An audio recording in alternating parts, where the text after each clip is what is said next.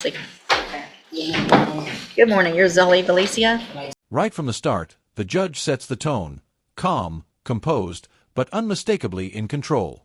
This is where truth meets consequence. Pay attention, because what she says next could be the difference between walking free or doing time. And Ms. Valencia, you were previously in court and entered a plea of guilty to burglary of a habitation, a second-degree felony. This is 24 DCCR 1364. The agreement was for a cap of 7 years in prison. I've received the pre-sentence report and reviewed it. Has everyone had an opportunity to review it? Yes, Sharon. Yes, Sharon, we have. Any additions or corrections?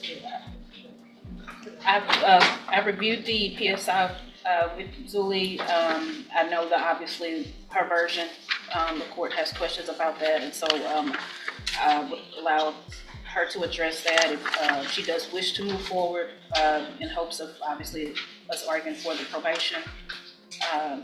So here's the thing. If you say you didn't do it, you don't get to say I didn't do it, but please give me probation, because then you're not accepting responsibility.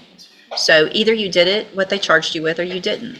And doing it doesn't mean that you participated fully, and I'm sure Ms. Holmes has explained to you the law of parties in Texas and what that means. But if you say somebody took your car and you weren't even there and you had no idea of it, then that's what juries are for. Because you are about to take the chance, if we go forward, of me sending you to prison for 7 years. Me possibly giving you probation. But I can assure you that you're not going to get any kind of help from me if you get up here and say, well, I didn't really do it, but come on, give me probation. Does that make sense? Yes, ma'am. So tell me, if you want to go forward, tell me exactly what you did, what your part of this was.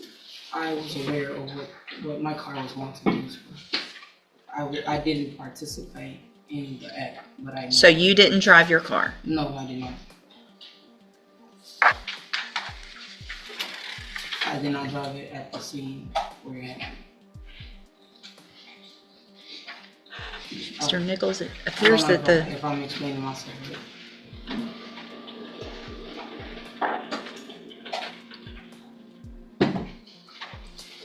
I think what she was trying to say, Your Honor, she wasn't present at the scene of the burglary, but let them use her car and I guess drove them close by.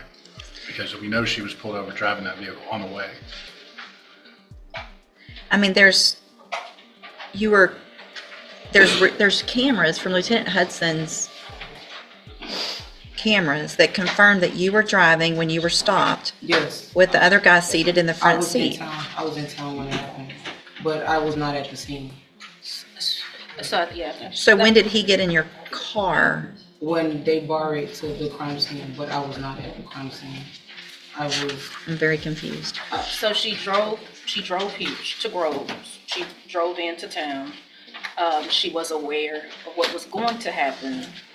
You weren't aware of it. You drove in to be a part of. You knew. I mean, there's saying I'm aware of whatever. Y'all came into town. With, can I rephrase myself? You probably should real quick, because hang on. I was not at the crime scene. Hold on. Because y'all came into town with radio jammers and fully ready with medical mask and face mask and all this stuff to come in from out of town to do what you did here in our town. And so you weren't just riding along and then they said, oh, by the way, sorry you came with us, we're going to do this. Okay, well, I drove because I'm the one that had the license, so in case we got pulled over. Okay. I was not at the scene. So you brought them to do the crime. Yes, ma'am. It's not that hard to say. Yes, I didn't know how to rephrase myself. I'm sorry.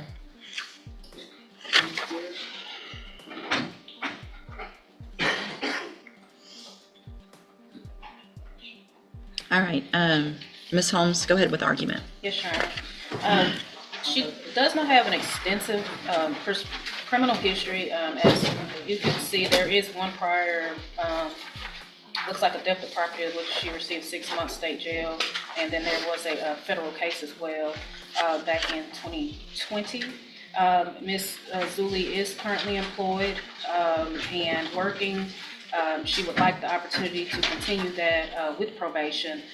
She does care for family members as well, Your Honor, for a household. As indicated in the PSI, they do have her at a low risk level, which I believe is indicative that she would be successful on probation if given that opportunity. They've also stated in the PSI that they would like her to Others, but I think 7 years is appropriate, and given the instance of this case.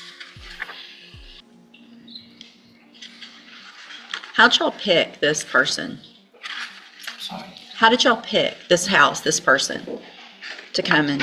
No, like I said, the only reason why I came here was because I had the license. So in case they got pulled over, they didn't have a way to prove their citizens. So I was just like the one that drove. And if I can, 2 of those individuals have fled the border. They were not legalized, so they probably will never be found. So there were 2 other individuals involved, in which she has tried to get contact. So that's the reason why they were involved. She was the driver, but they have since fled the country. They're not coming back. That actually went into the house. There was only one that was caught that received the 10. Mm-hmm. So I think that's what she's trying to say is she was driving because they obviously did not have the credentials to do that. And we don't know where they are. So do you know why y'all came to this house? I have no idea. The only reason that I came into town was because I'm the one that had the license. So in case they got pulled over, they didn't have a way, to prove their legal How many status. other times did they have you drive you to other places? No, that was the only time I did it, and I regret it. It was crazy. Your Honor, if I may, I have the co-defendant's case.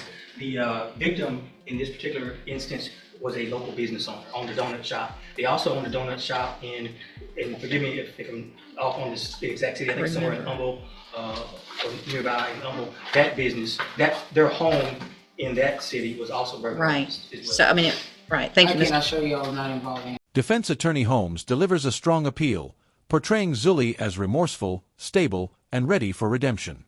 It's a textbook mitigation play. Highlight remorse, minimize risk, and lean on community ties.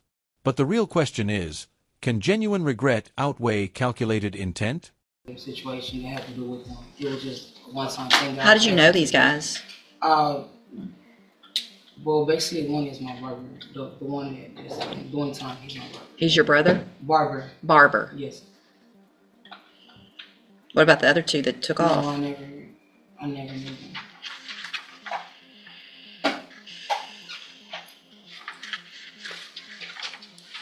So where do you live now?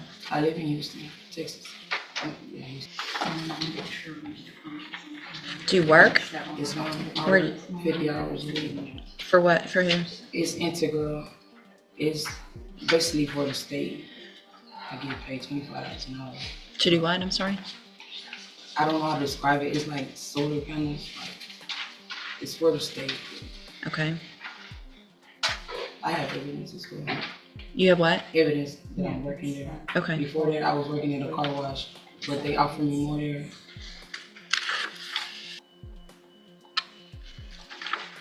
So, I don't disagree with Lieutenant Hudson or with Mr. Nichols because of what happened and the targeted way that this happened.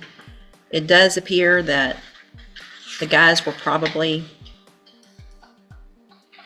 in charge of most of this. You made a really, really stupid decision. Yeah. And I regret it. Yeah.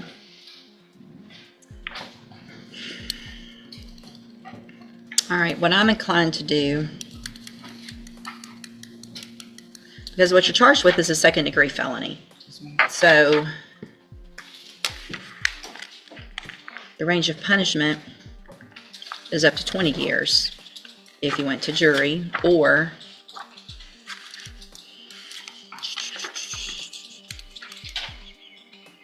all right, here's what I'm going to do. I'm going to find that you entered your plea of guilty freely and voluntarily. I'm going to find sufficient evidence to find you guilty. However, I'm going to defer all proceedings and place you on probation for 10 years. You're going to be ordered to pay a $1,000 fine and to follow all of the rules and conditions of probation. So let me explain what that means and why that's good for you, but probably more so for me, and why I'm doing this. So a deferred probation means you don't have this conviction on your record. But what it also means is if you violate any condition of probation, you will be brought back into court, found guilty, so you have the felony conviction, and that cap of 7's gone. I have the full range of punishment between 2 years and up to 20 years. And certain cases, for whatever reason, the fact that this one, I remember it from Mr. Coleman's case from. And here comes the prosecution swinging back. Mr. Nichols locks in on deception, the false stolen car report, the video evidence. In sentencing, credibility is everything. If the judge doubts your honesty, no apology in the world can save you.